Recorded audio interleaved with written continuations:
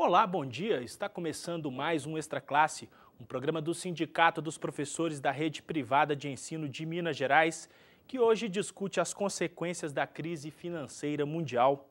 A dificuldade de reaquecer a economia dos Estados Unidos e de países europeus coloca o mundo em alerta. Aqui no Brasil, o governo acendeu a luz vermelha e está de olho em medidas para proteger o país de mais uma crise do sistema capitalista.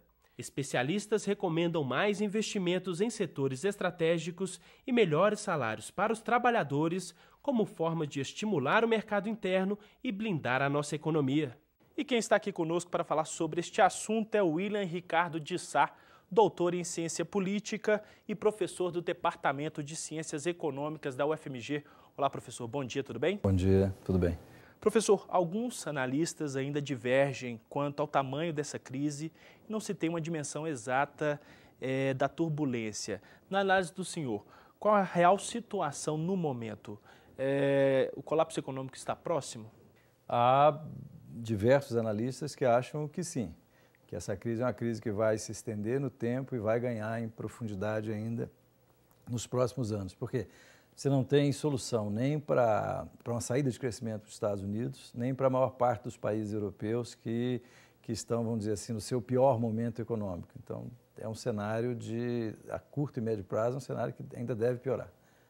E a avaliação do senhor é qual? O senhor concorda com... Acho que sim, acho que sim. Não vejo saída fácil ao alcance da mão, porque, na verdade, as lideranças políticas não estão vendo, isso não está desenhado. Coisas simples como o salvamento, a organização da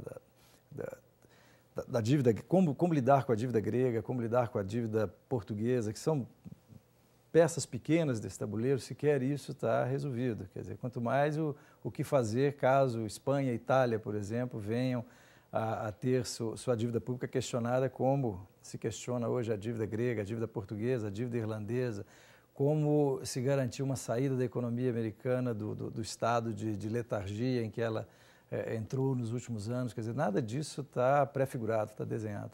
Agora, professor, essa crise é uma extensão, uma continuidade da crise de 2008? Sem dúvida. Tudo começou lá, tanto nos Estados Unidos quanto na Europa. Eu, às vezes, acho que existe uma percepção equivocada de imaginar que foi um problema que começou dos Estados Unidos e vamos dizer assim, migrou para a Europa. Não, os países europeus, especialmente os mais problemáticos, já tinham razões próprias para entrar em crise, especialmente Irlanda, Grécia, Portugal e, em menor medida, a Espanha. A Espanha tem uma crise grave de desemprego, ainda não virou uma crise de dívida pública, a dívida cresceu muito, tá certo? Mas, por exemplo, hoje pouca gente sabe, a dívida pública espanhola, a dívida bruta é mais ou menos do tamanho da brasileira como proporção do PIB. E ninguém está muito preocupado com a dívida brasileira, mas com a dívida espanhola é uma grande preocupação. Por quê? Porque ela dobrou em 2 anos. Ela era de 35% do PIB, passou para quase 70%. E a perspectiva é que suba até quase 100% do PIB, talvez até 2014, 2015. E a Espanha é um país que hoje tem uma inserção internacional pior que a do Brasil. O Brasil é um grande exportador de commodity agrícola, de commodity mineral, tem nichos industriais competitivos internacionalmente, tem uma fronteira de expansão e investimento no petróleo, tem um mercado interno dinâmico. A Espanha não tem nada disso. Você olha para a Espanha, você vê, a Espanha vai crescer onde? A grande pergunta que o mercado se faz hoje em relação, não só à Espanha, mas especialmente em relação a Portugal, Irlanda, Grécia, vão crescer fazendo o quê? Certamente não vai ser exportando azeitona e vinho, tem que ter alguma alternativa. Essa alternativa não existe na maior parte desses países. Então, quer dizer, já havia razões próprias para isso. Sim, essa falta de alternativa, professor, nos aponta que os estados perderam para o mercado a capacidade e autonomia de agir diante de situações como essa? Eu não sei se para o mercado na crise. Os mercados também estão completamente inertes, pelo contrário, estão sofrendo tanto quanto os governos. Acho que os governos perderam para si mesmos, eles perderam o controle. Na medida que eles têm um nível de endividamento excessivo, que eles têm uma capacidade cadente de continuar fazendo política de estímulo fiscal, gastar mais para tentar fazer a economia retornar uma trajetória de crescimento, quer dizer, esses estados perderam capacidade diante de si mesmos, do que já historicamente tiveram em termos de capacidade de ação. Por quê? Porque são mais endividados. Essa dívida hoje é muito mais mal percebida pelos mercados, por qualquer pessoa que vá fazer um investimento nenhum de vocês, você não tenho certeza, não compraria hoje um título da dívida espanhola, nem grega, nem... O mercado reage da mesma forma, a racionalidade é a mesma. Então, não acho que para os mercados não. Quer dizer, há um movimento mais longo de que os governos têm que se submeter mais ao escrutínio dos mercados desde os anos 70 para cá, isso vem num crescendo, por uma razão simples, que dos anos 70 para cá você passou a ter um sistema financeiro internacional de fato integrado. Então, qualquer política econômica que seja percebida como aventureira, duvidosa e etc., em geral provoca o quê? Provoca um movimento de fuga de capitais, tá certo?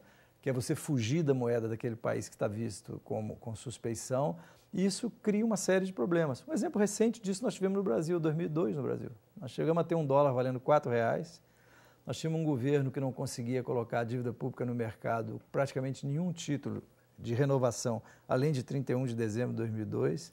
Tá? Você teve juro em alta, inflação em alta. Por quê? Porque se imaginava que o governo Lula, que todo mundo sabia que o Lula ia ser eleito já em maio, junho daquele ano, de 2002, todo mundo achava que o governo ia fazer coisas muito exóticas na política econômica. Felizmente acabou não fazendo. Mas a percepção do mercado, quando se construiu dessa forma, provocou todo aquele movimento especulativo. Professor, vou convidá-lo para assistirmos a uma reportagem feita pela nossa equipe sobre este assunto. Vamos lá?